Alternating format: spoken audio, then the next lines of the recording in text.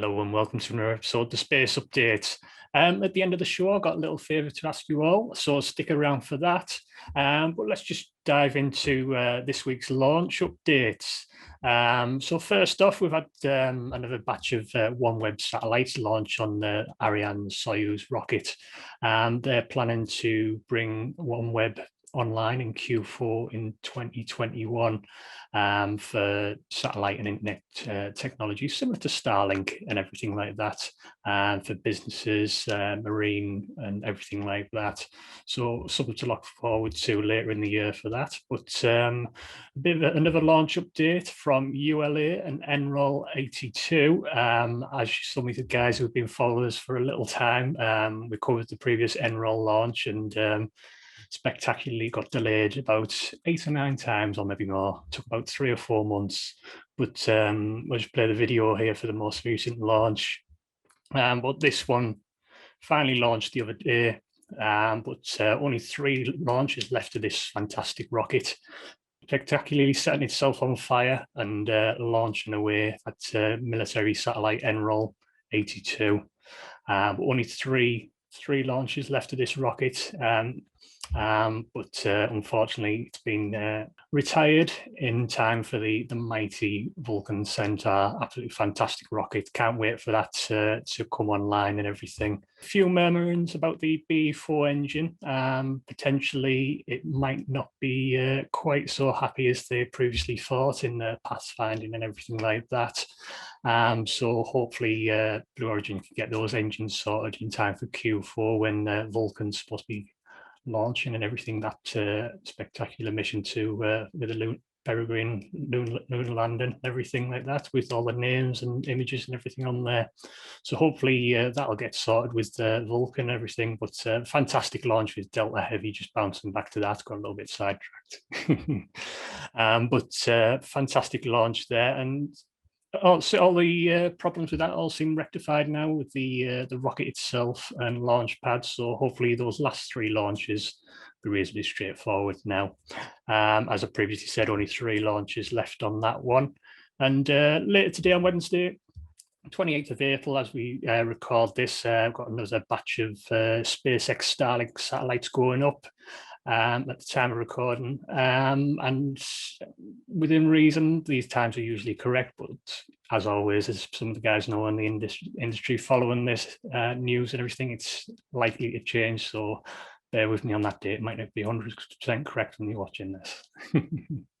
But that another Starlink satellites launching on Falcon 9. This next booster, 7th reuse launch and land and everything, booster B1060. So getting into the high numbers now with a lot of these boosters.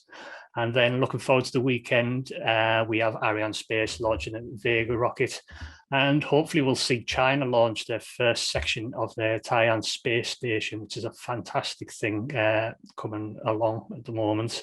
And that could be launching on their heavy lift Long March 5B rocket, which will be China's own space station, essentially, which won't be quite as big as the International Space Station, but will be used for various science research and projects and everything in space, as we've previously seen with the International Space Station and everything.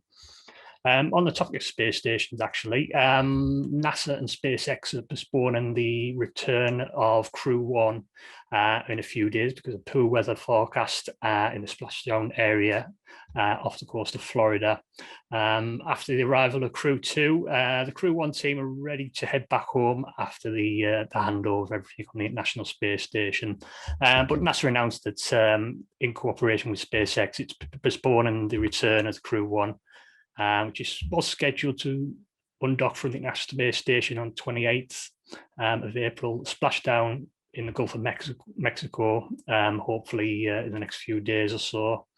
And NASA forecast the winds in that zone be above the recovery criteria. That's why that previously got cancelled, the other return and everything, for the safe landing and everything. But again, it'd be quite interesting to see the recovery. I don't know if some of you guys saw online that we were testing the recovery with the demo capsule at the port where they bring in the boosters and everything. They essentially dip the demo vehicle in the water. And it looks like they hooked it on and essentially dragged it along with one of the small recovery boats. Whether they're going to hook it, let it splash down, hook it, then drag it back to the boat, then lift it on to get it out the water a bit quicker, because we saw lots of private boats spectacularly crowding around it and everything, and that's, you don't want that with all the cryogenic fuels and fumes still flying around or potentially leaking out the that vehicle. It can absolutely be deadly if you inhale any of that. So anyone out there, don't go anywhere near it. If you are considering to go and watch it land in the water, just don't go anywhere near it. It's very, very dangerous, as exciting as it all is. But that's absolutely fantastic that they're returning, and hopefully we'll get to see Starliner fairly soon as well. Also, that has been a little bit delayed. But onwards into the depths of space to Mars, a little Ingenuity helicopter has now completed its third test flight so far, and going higher and faster each time. I'm just going to play the little video here.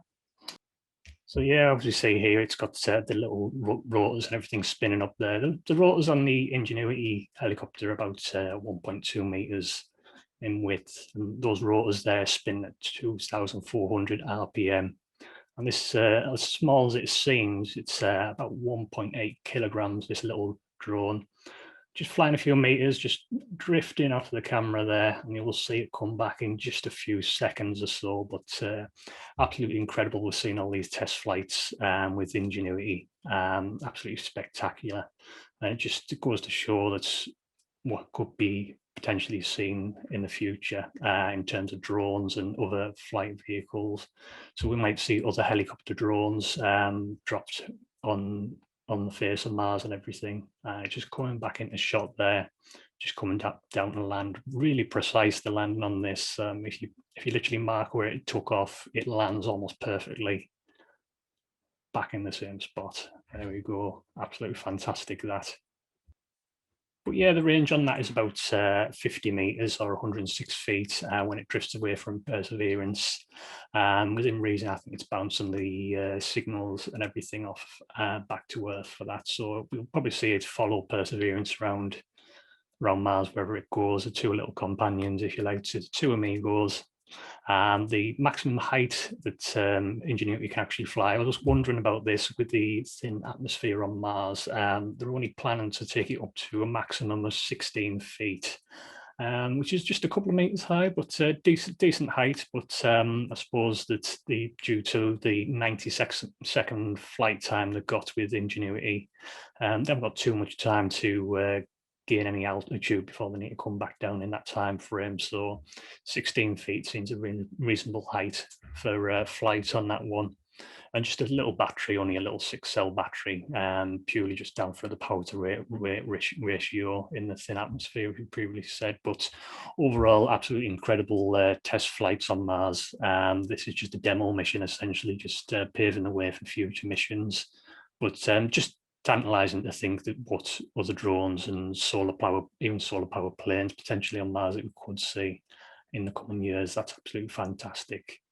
But we'll just bounce back, meanwhile, back on planet Earth. SN15 with SpaceX completed its first static fire, potentially doing the second one tonight as we record, in preparation for their launch later this week. SN15 has all new hardware internally and with the engines as well. But expecting big things, fingers crossed on that engine relight and landing with those little stubby landing legs, which I absolutely hate. Hopefully they'll put a different design in fairly soon for that, or at least catch it with the tower, we never know. So that should be really good. So about that favor I mentioned earlier on at the start of the video, comment down below what you think we should do for a giveaway if we run a competition for you folks. Would it be a t-shirt, branded model rocket starter kits, chocolate? Let me know. Can't guarantee you'll get the chocolate though, I might eat it, but there you go. And while you're at it, give this video a good old thumbs up and subscribe to the channel here at Total Space. I just wanted to say a big thank you to our Patreon supporters here at Total Space. And if you would like to join, head over to patreon.com/Total Space. Some of you missed out on speaking with the likes of NASA behind the scenes of the show. Go and sign up, get exclusive access, and I mean exclusive access. NASA, ESA, Sky Aurora, Dawn Aerospace, and lots more. If you did Patreon, the guys here get the opportunity to listen in the background of episodes, and at the end of the show, after the recording's all done, they get the opportunity to ask their own questions to like Dr. Jonathan Gardner from NASA about the James Webb Space Telescope, for example.